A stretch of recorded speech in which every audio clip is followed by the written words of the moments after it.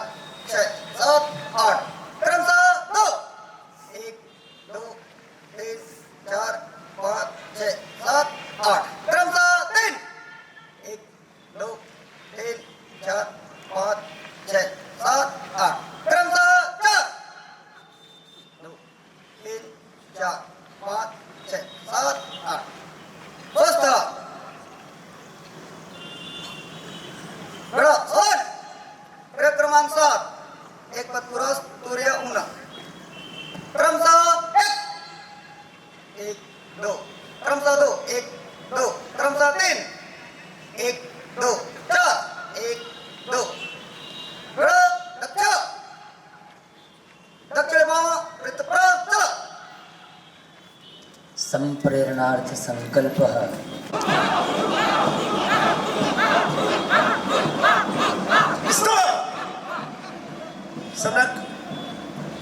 बिना शस्त्र के युद्ध करना सावधान।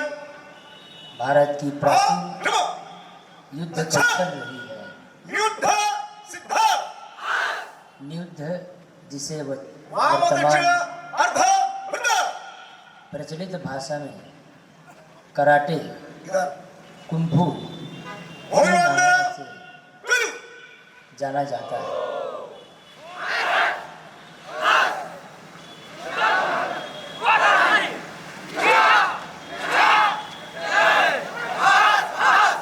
स्वस्थ स्थिर मुष्टि सूर्य चक्र।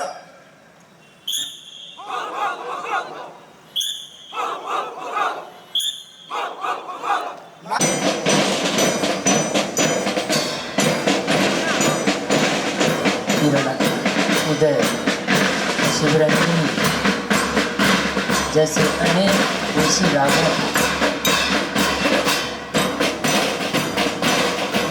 वाद्य के रचनाओं में स्थान देते हुए घोष के माध्यम से संचलन का सुंदर परिदृश्य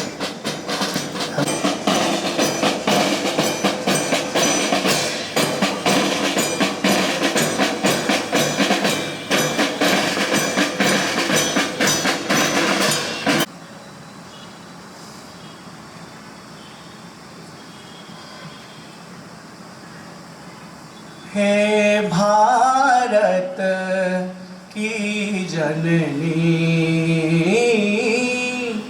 हे भारत की जननी, सबसे ऊंचा मस्तक तेरा लिए हिमालय खड़ा रहेगा। मानवता का मान बिंदु ले भारत सबसे बड़ा रहेगा। हे भारत की जननी,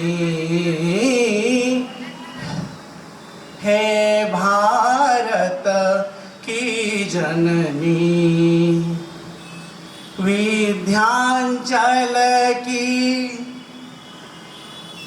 चट्टानों पर रेवा की वह गति तूफानी सत सत वर्षों तक गाएगी जीवन की संघर्ष कहानी इसके चरणों में नत होकर सिंधु महानदी अड़ा रहेगा भारत सबसे बड़ा रहेगा हे भारत की जननी हे भारत की जननी गंगा जमुना घट से निकली जहाँ एक हो कर बहने को जहाँ प्रकृति के पास रहा है सदा पुरुष से कुछ कहने को उस भारत में पराक्रमों का प्यारा झंडा गड़ा रहेगा भारत सबसे बड़ा रहेगा हे भारत की जननी हे भारत की जननी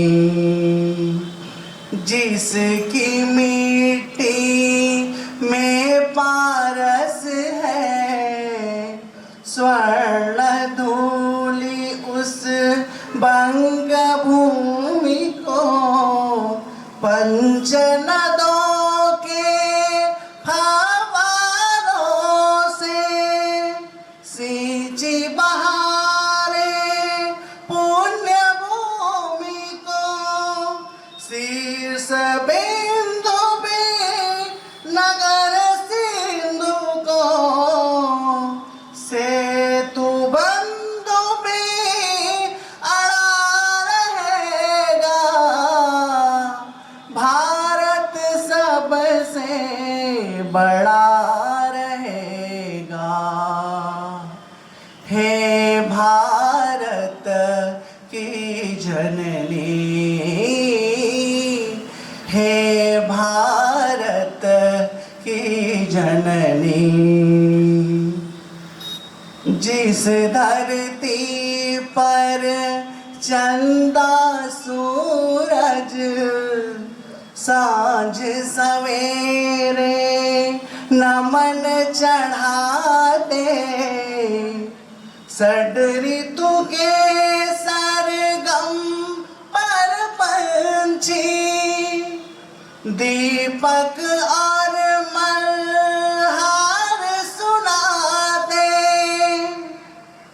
वही देश मणि माँ वसुधा के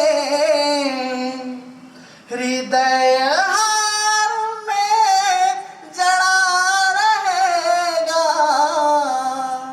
भारत सबसे बड़ा रहेगा हे भारत की जननी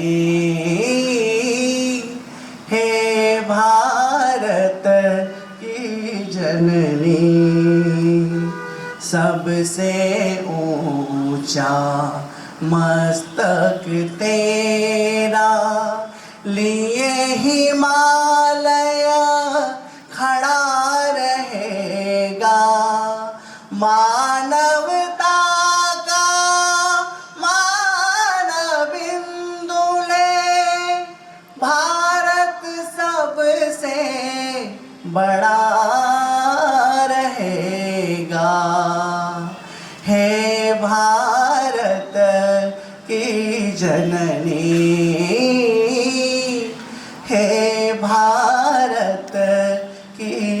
जननी।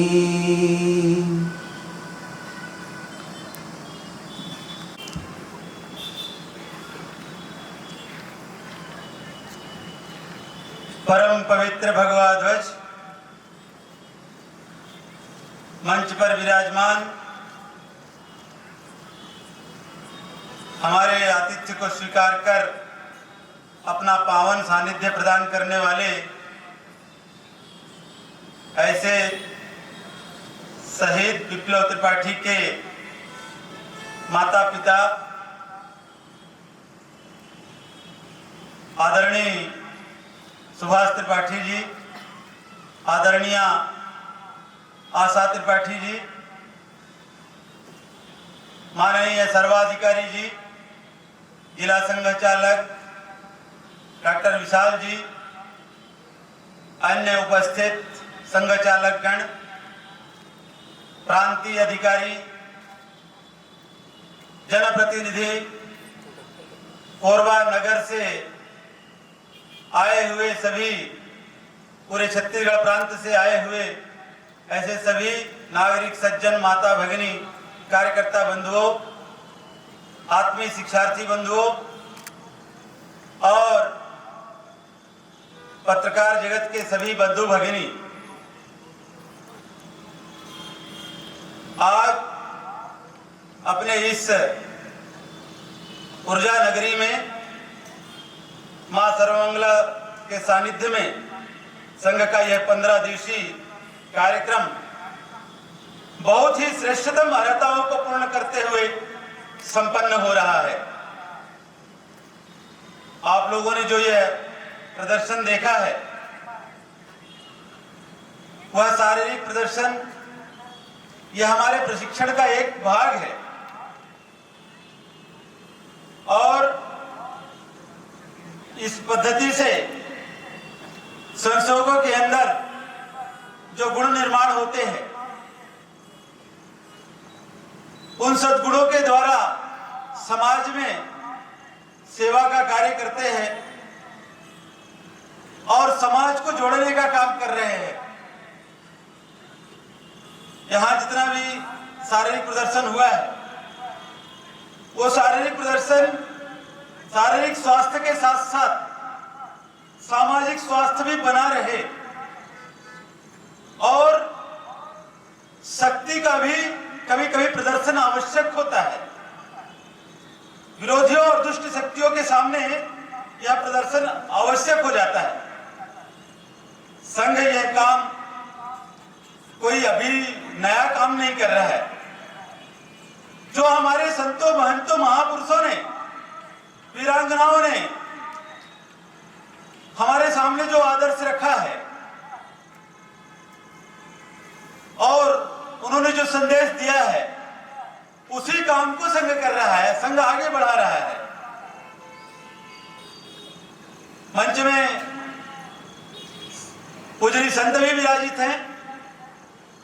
ऐसे सभी संत महंत जिनकी प्रेरणा से समाज चलना चाहिए, समाज में जितने भी अच्छे कार्य होने चाहिए, संघ उन्हीं कामों को आगे बढ़ा रहा है। कल 31 मई थी। 31 मई के दिन 1724 में अहिल्या देवी होलकर का जन्म हुआ था। स्मरण करना आवश्यक है। वर्ष भर पूरे देश ने उनकी त्रिशताब्दी मनाई, उनकी गौरव गाथा को समाज तक पहुंचाया। ऐसे काम उन्होंने किए। समाज के अंदर मंदिरों का निर्माण है, रास्तों का निर्माण है, धर्मशालाओं का निर्माण है, लेकिन ऐसी महिला थी, ऐसी साम्राज्ञी थी जो कि विभिन्न कठिन परिस्थितियों में भी रह करके समाज के लिए, प्रजावस्थल के लिए अपना जीवन सर्वस्व अर्पित कर देती है। और ऐसे अहिल्याबाई होलकर के नाम पर राष्ट्रीय अवार्ड दिए जाते हैं। हमारे छत्तीसगढ़ का भी सौभाग्य है कि अहिल्या देवी होलकर राष्ट्रीय अवार्ड से कल छत्तीसगढ़ की बेटी, कोंडागांव की बेटी है, जनजाति समाज की बेटी है, डॉक्टर जयवती कश्यप को कला संस्कृति के क्षेत्र में उत्कृष्ट काम करने के लिए राष्ट्रीय अवार्ड से सम्मानित किया गया है। यह हमारे लिए भी गौरव का विषय है। और इस प्रकार से हमारे जितने भी संत महंत हुए, उन सभी के मार्गदर्शन के आधार पर संघ काम कर रहा है, आगे बढ़ रहा है। और जितने प्रकार के भी अच्छे काम हो रहे हैं, इन सब कामों को आगे बढ़ाने के लिए संघ के संसेवक निरंतर लगे रहते हैं। आज हमारा सौभाग्य है कि हमारे इस कार्यक्रम में ऐसे दंपत्ति विराजमान हैं जिन्होंने अपने ऐसे संतान को जन्म दिया जो देश के लिए सर्वस्व न्यौछावर किया। वह उनका शहीद विप्लव त्रिपाठी, उनकी पत्नी, उनका बेटा, तीनों उस हमले में मारे गए। अपने जीवन का, अपने परिवार का सर्वस्व बलिदान करने वाले ऐसे संतानों को जन्म दे करके इस देश का नाम और इस देश का मस्तक ऊंचा उठाने वाले ऐसे दंपत्ति हमारे पास आज मंच में विराजमान हैं। हम बहुत ही आह्लादित है, उनको पाकर के गौरवान्वित है। ऐसे ही हमारी ये रत्नगर्भा भारत माता है, कितने सारे संत महंत महापुरुष वीरांगना शहीदों को जन्म दिए और उनके आदर्श पर चल करके संघ आगे काम कर रहा है, हिंदू समाज का संगठन कर रहा है। जिस प्रकार से मां का कोई विकल्प नहीं होता है, मातृभूमि का कोई विकल्प नहीं होता है, मातृभाषा का कोई विकल्प नहीं होता है। संतों महापुरुषों ने यही बात सिखाई, संघ यही काम कर रहा है। और हमारे देश में मातृशक्तियां इसी प्रकार से श्रेष्ठतम काम कर रही हैं। मातृशक्तियों का अभी हम देख रहे हैं कि इतने सारे जो देश में काम हो रहे हैं, अहिल्याबाई होलकर से लेकर के ऑपरेशन सिंदूर में नेतृत्व करने वाले ऐसे wing commander Vyomika Singh, colonel Sofiya Qureshi तक, इस प्रकार से मातृशक्तियां सफलता के सोपान गढ़ रही हैं। और एक प्रसन्नता का विषय है कि अभी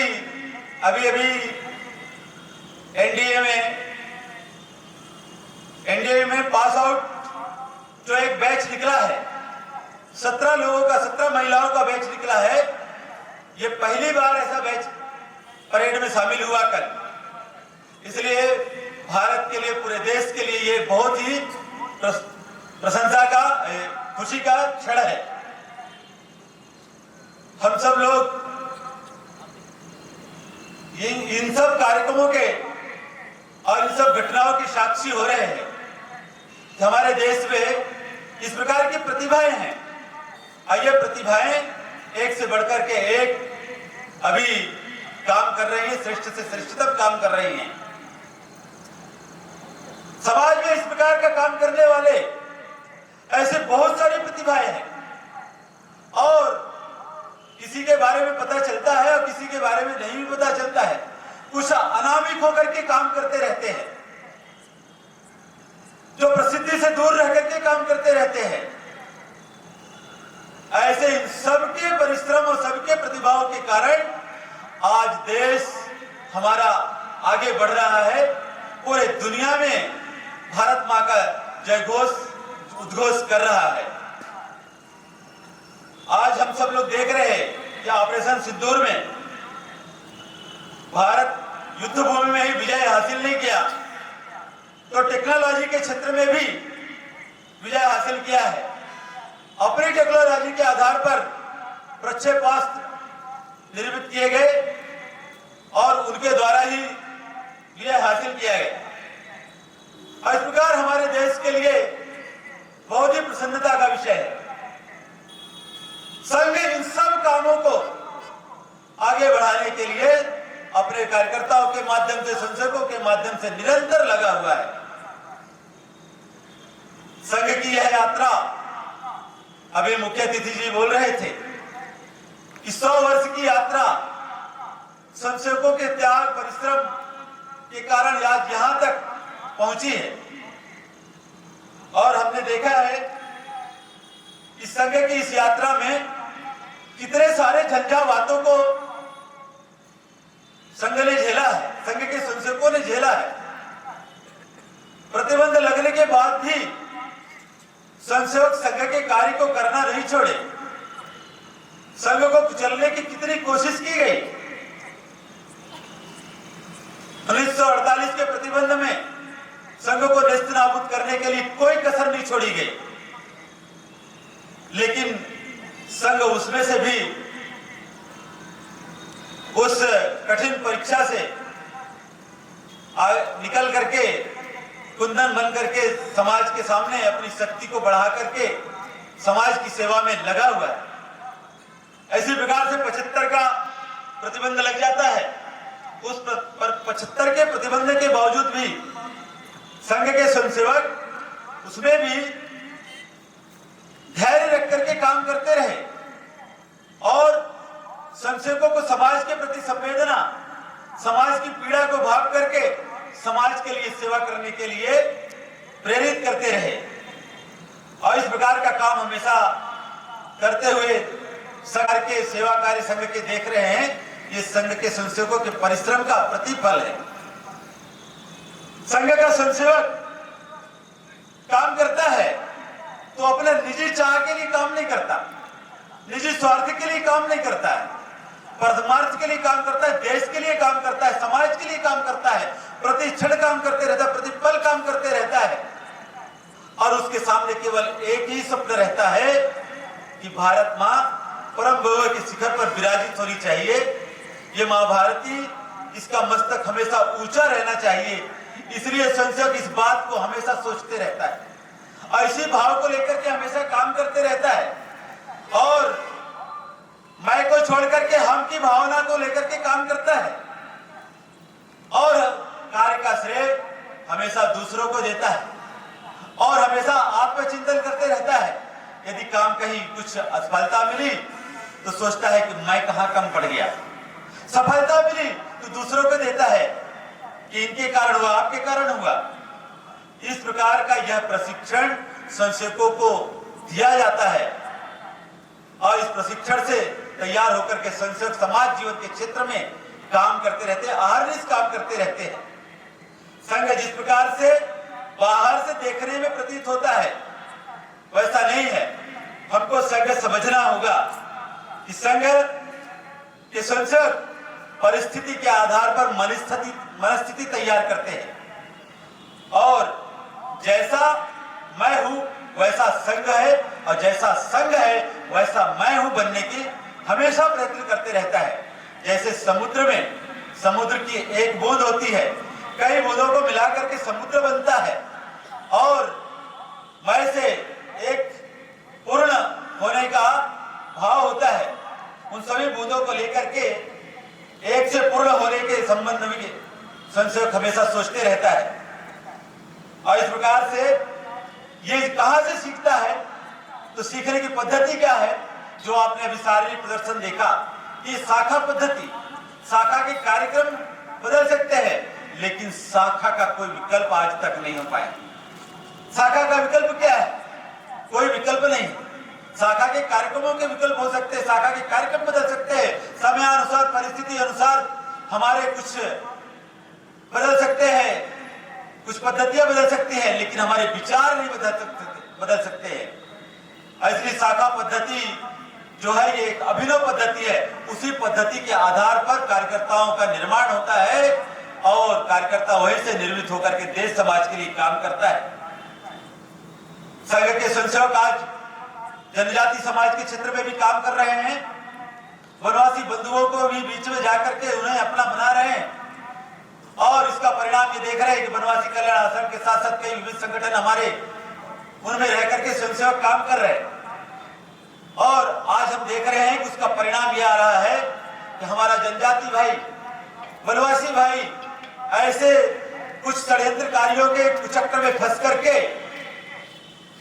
और कहीं जाकर के कुछ देश विरोधी गतिविधियों में जाकर के उनके उसमें आकर के कुछ बोल रहे थे, लेकिन उसका परिणाम संसदों के मेहनत का परिणाम और हमारे कार्यकर्ताओं का परिणाम यह हुआ कि आज जनजाति भाई हम मुख्य धारा में जुड़ करके और देश के हित में काम कर रहा है, देश के साथ खड़ा, देश के हित के साथ खड़ा।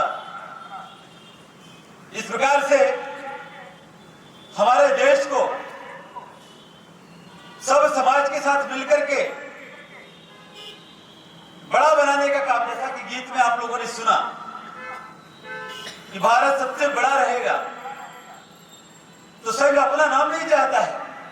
संघ समाज का संगठन करके समाज के साथ मिलकर के ये काम करना चाहता है, भारत को बड़ा बनाने का काम करना चाहता है। इसलिए भारत को बड़ा बनाने में संघ ही नहीं तो पूरा समाज लगना चाहिए। ये संघ आह्वान करता है, समाज के हर वर्ग का आह्वान करता है, हर बंधु भगिनी का आह्वान करता है कि देश को बड़ा बनाने के लिए हम अपने द्वारा, अपने कर्तव्यों के द्वारा, अपने सामर्थ्य के द्वारा हम जो जो प्रयोग कर सकते हैं वो प्रयोग हमको करना चाहिए और भारत को बलशाली बनाना चाहिए, बल संपन्न बनाना चाहिए। हम बोलते हैं ना, अजय्यांच विश्वस्य देहि शक्ति। हम आशीर्वाद मांगते हैं परमेश्वर से, भगवान से, हमको इतनी शक्ति दो कि कोई भी हमको जीत ना सके, कोई भी हमको हरा ना सके, और इतना बड़ा भारत को बनाना है। इसलिए भारत को बनाने के लिए, बड़ा बनाने के लिए सब समाज का सहयोग चाहिए। जब तक सब समाज नहीं लगेगा, समाज का हर वर्ग, हर बंधु, हर भगिनी जब तक इसको अपना कर्तव्य नहीं मानेगा, तब तक हम भारत को जिस ऊंचाई पर ले जाना चाहते हैं वह सपना साकार नहीं होगा। इसलिए संघ ये काम को 100 वर्षों से कर रहा है। संघ के इस आह्वान को मान करके समाज आगे आएगा, समाज आगे आ भी रहा है और उसका परिणाम भी दिख रहा है। समाज जीवन में उसका परिवर्तन दिख रहा है। आज युवाओं के अंदर हम देख रहे हैं, युवाओं के अंदर भी देशभक्ति जग रही है, लोगों के अंदर भी देशभक्ति जग रही है। देश आज, देश की हर जनता है, नागरिक है, हर युवा है, हर विद्यार्थी है, अब देश के हित के साथ जुड़ा हुआ है। देश में कोई भी घटना होती है तो उसका प्रतिकार आज हम देखते हैं सोशल मीडिया में कितना देखने के लिए मिलता है, तुरंत देखने के लिए मिलता है। इसलिए हम कह सकते हैं कि देश का नागरिक, देश की जनता जाग रही है, देश का युवा जाग रहा है। देश के अंदर जितने भी दुर्घटनाएं होती हैं, उन दुर्घटनाओं में संवेदना भी हमको सामने देखने के लिए मिलती है। अभी जिस प्रकार से पहलगाम में घटना हुई, पूरा देश उसी आत्मीयता के साथ, उसी संवेदना के साथ खड़ा हो गया और ऑपरेशन सिंदूर का समर्थन करने के लिए हमारी जितनी माताएं बहनें हैं, अभी हमने देखा कि पूरे देश भर में जिला स्तर पे जो एक सम्मेलन निकाल करके, शोभा यात्रा निकाल करके उन्होंने अपना जन समर्थन दिया। ये हम कह सकते हैं कि ये देशभक्ति। और इस प्रकार से हमारे यहाँ युवाओं में, नागरिकों में धार्मिक शक्ति भी बढ़ रही है, धर्म के प्रति भी आस्था बढ़ रही है। हम जहां जहां देख रहे हैं, तीर्थों में जाकर देखते हैं तो वहां भीड़ रहती है। युवा को देखते हैं तो युवा भी आजकल मंदिरों में जाते हैं, वहां जाने की संख्या बढ़ गई है। यानी अपने तीर्थ क्षेत्र है, आस्था के केंद्र है, उन सब पर उनकी श्रद्धा बढ़ गई है।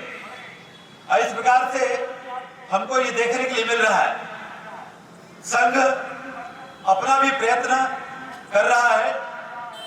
आज समाज में संघ के स्वयंसेवक पंच परिवर्तन का विषय लेकर के समाज के बीच में जा रहे हैं और समाज में जन जागरण करने का काम कर रहे हैं। सामाजिक समरसता है,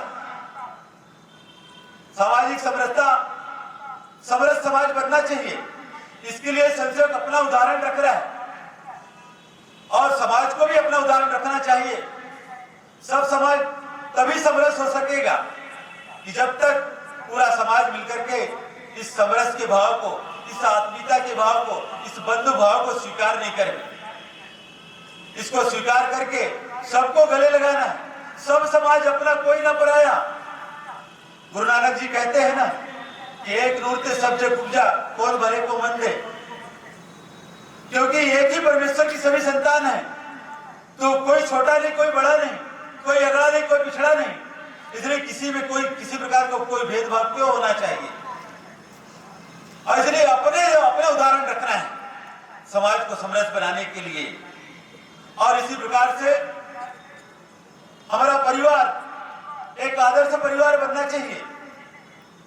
पहले परिवार, भारत की परिवार व्यवस्था होती थी जो, वो भारत की ताकत होती थी, भारत की समृद्धि का परिचायक होती थी संयुक्त परिवार व्यवस्था।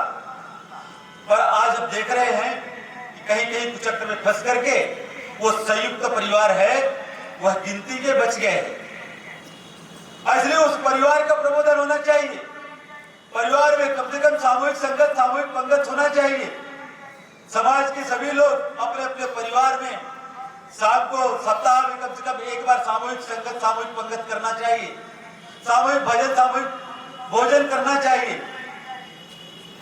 और जब हम ये सामूहिक भजन करेंगे, सामूहिक भोजन करेंगे, अपने परिवार के बारे में चर्चा करेंगे, अपने पूर्वजों के बारे में चर्चा करेंगे, अपने पूर्वजों की गाथाओं के बारे में चर्चा करेंगे, उनके बारे में अपने आने वाली पीढ़ियों को बताएंगे, तब जाकर के समाज में परिवर्तन आएगा। तब जाकर के समाज में जिस प्रकार से एक विकृति आ रही है, वो विकृति को हम दूर करने में सक्षम हो सकेंगे और हमारा परिवार भी एक श्रेष्ठ परिवार, आदर्श परिवार हो सकेगा।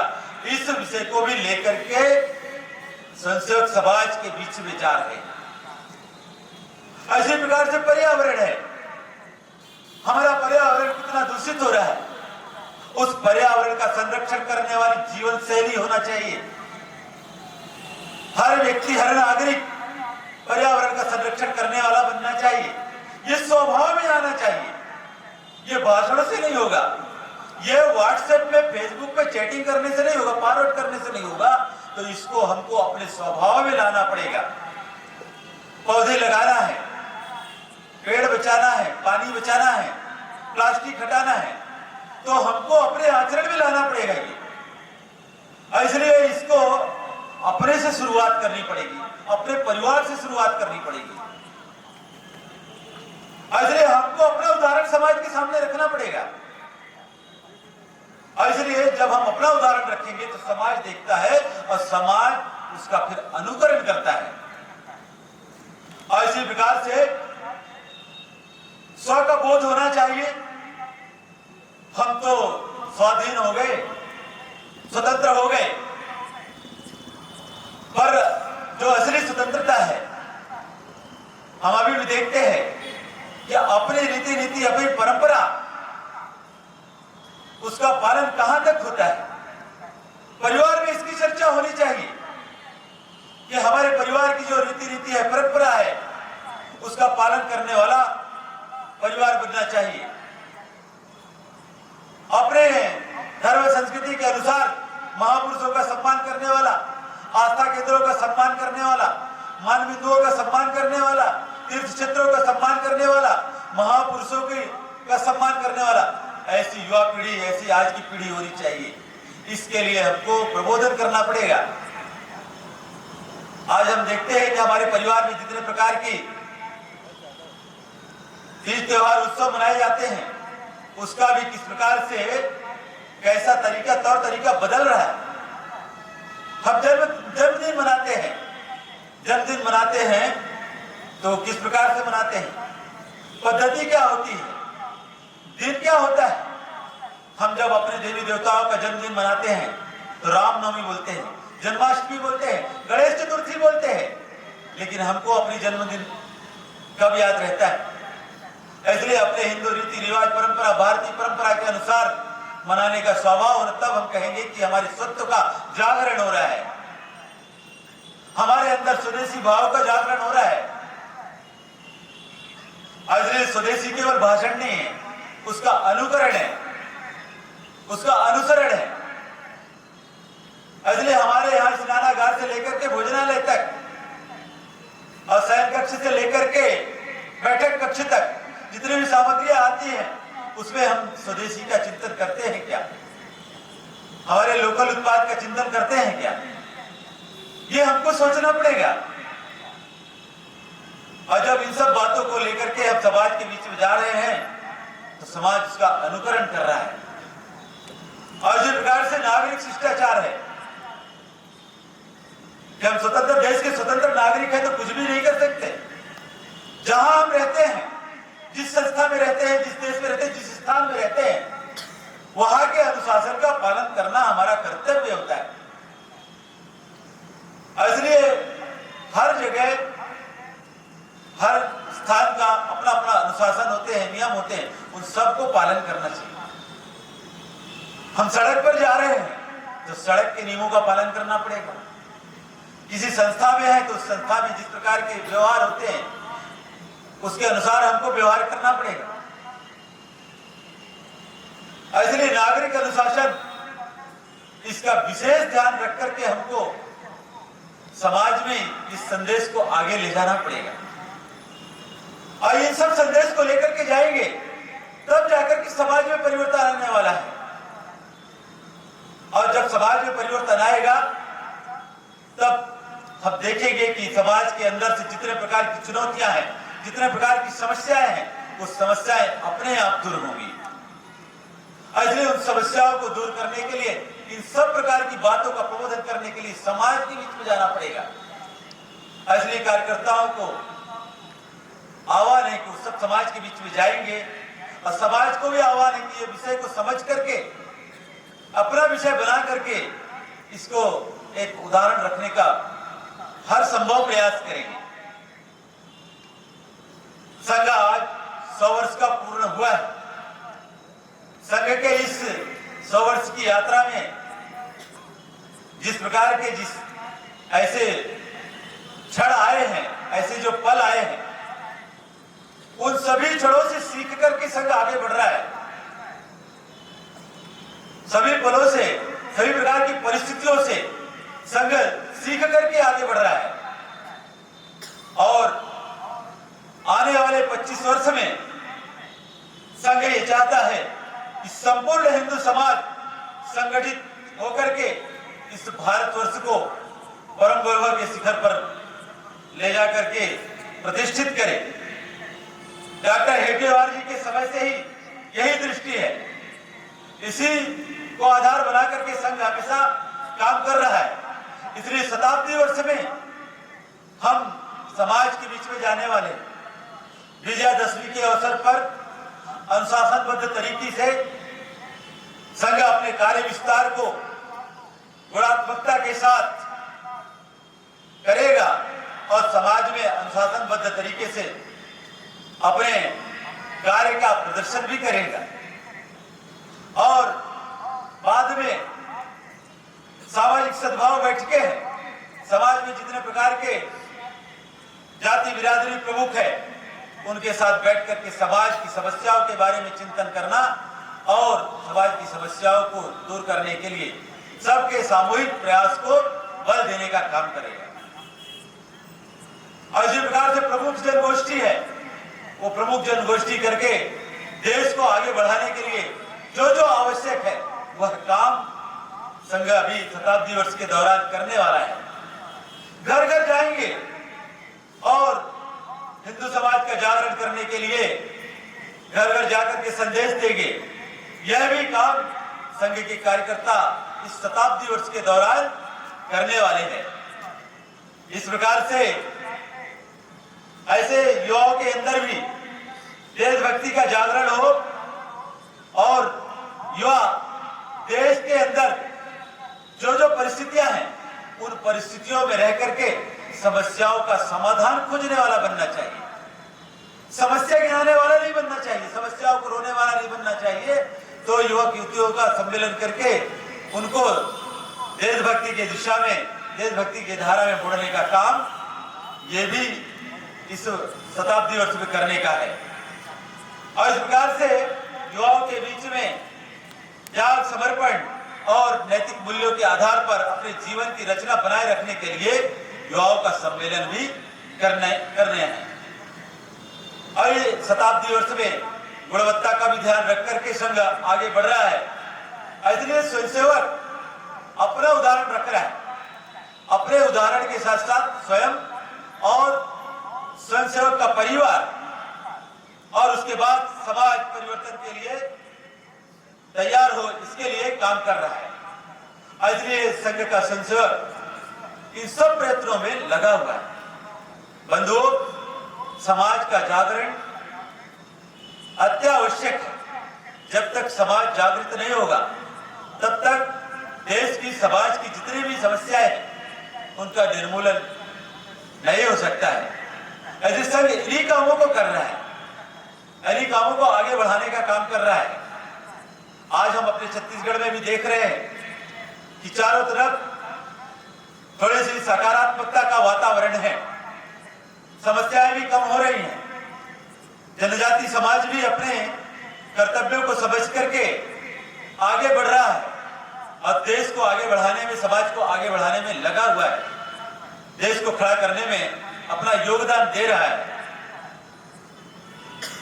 अपने यहाँ का युवा भी है, वह भी अपनी प्रतिभाओं का उचित जगह, उचित स्थान पर प्रयोग कर रहा है। अभी एक प्रसन्नता का एक और समाचार है कि फिजी में एक रामलीला हो रही थी अभी, तो अपने छत्तीसगढ़ के कलाकार उस रामलीला में शामिल हुए। ये हमारे लिए भी बहुत ही गौरव का विषय है कि छत्तीसगढ़ के कलाकार जाकर के वहां रामलीला का मंचन करके आए हैं मुंबई के कलाकारों के साथ।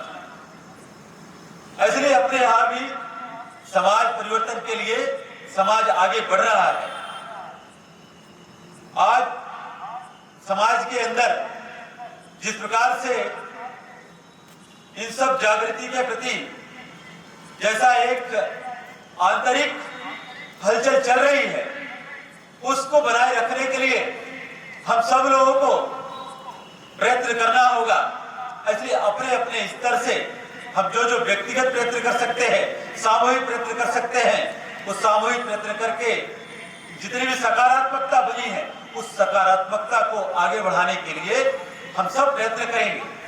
संघ 100 वर्षों से जिस प्रकार से आगे बढ़ा, उपेक्षा से लेकर के अपेक्षा तक, पहले संघ कार्य जब प्रारंभ हुआ, हमारे मुख्य अतिथि जी बता रहे थे कि उस समय जिस प्रकार से जैसा संघर्ष किया, पहले उपेक्षा होती थी, विरोध होता था और विरोध के बाद में एक मौन स्वीकृति रहती थी, बाद में फिर समर्थन करते थे।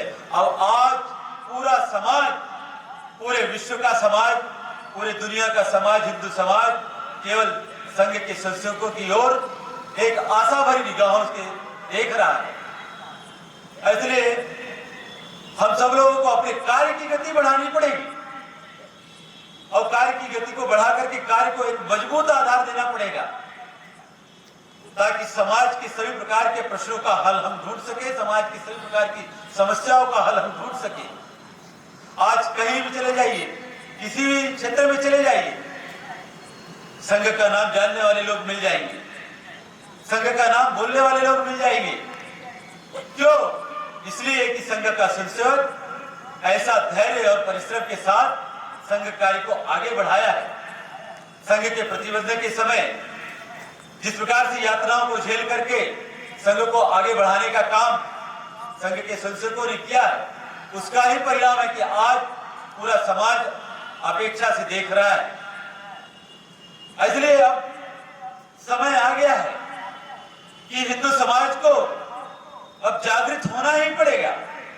सारे भेद, सारे स्पर्धाओं को भूल करके हिंदुत्व के शाश्वत मूल्य के आधार पर व्यक्तिगत, पारिवारिक, सामाजिक और आजीविका के क्षेत्र में जीवन के आधार पर एक समर्थ, संपन्न और नीति संपन्न, वैभव संपन्न भारत खड़ा करना है, क्योंकि विश्व को नई राह की प्रतीक्षा है, क्योंकि विश्व को देना है। भारत का यानी हिंदुत्व का ईश्वर प्रदत्त कर्तव्य है, और इसलिए उस कर्तव्य के लिए जागृत होना ही पड़ेगा। कृषि क्रांति हो गई, उद्योग क्रांति हो गई और विज्ञान की, तकनीकी की क्रांति हो गई। अब धर्म क्रांति की आवश्यकता है। धर्म क्रांति की आवश्यकता है। धर्म क्रांति का कहने का मतलब रिलीजन नहीं है, यानी सत्य, सुचिता, कल्याण, तपस के आधार पर मानव जीवन की पुनः रचना होनी चाहिए। इसकी विश्व को आवश्यकता है।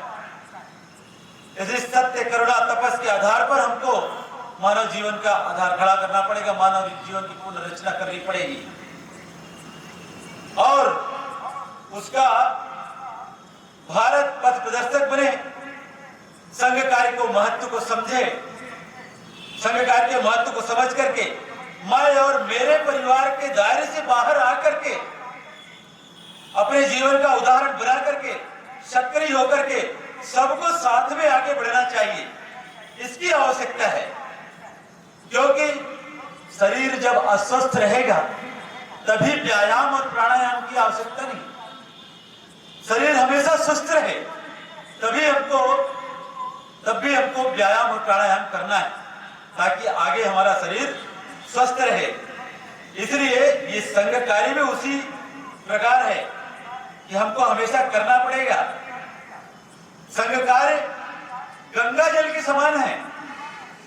जिस प्रकार से गंगा बहती है और गंगा बहती है तो भूमि का सिंचन होता है, फसलें होती हैं, सब्जियां लहलहाती हैं और उद्योग यदि स्थापित होते हैं, ऊर्जा का उत्पादन होता है तो प्रकाश फैलता है, सब प्रकार का प्रकाश फैलता है। और गंगा में डुबकी लगाते हैं, गंगा स्नान करते हैं तो हम पाप मुक्त भी हो जाते हैं और पुण्य को प्राप्त करते हैं। इसी प्रकार से यह संघ कार्य भी गंगा के समान पुनीत कार्य है, श्रेष्ठ कार्य है। इस श्रेष्ठ कार्य में हम सब लोग लग करके जितनी भी मातृशक्ति है, सज्जन शक्ति है, सुप्त शक्ति है, ये सब समाज उपयोगी बनकर के हम काम करेंगे और इस देश को आगे बढ़ाने में अपना अमूल्य योगदान प्रदान करेंगे। ये मां भारती है, इस भारती को उच्च सिंहासन पर प्रतिष्ठित करने का काम करेंगे। आज के कार्यक्रम में यह संदेश लेकर के आप सब लोग जाएंगे, तब हमारा यह जो कार्यक्रम भी है और हमारा यह जो संदेश है, इस कार्यक्रम का संदेश है, सार्थक होगा, सफल होगा।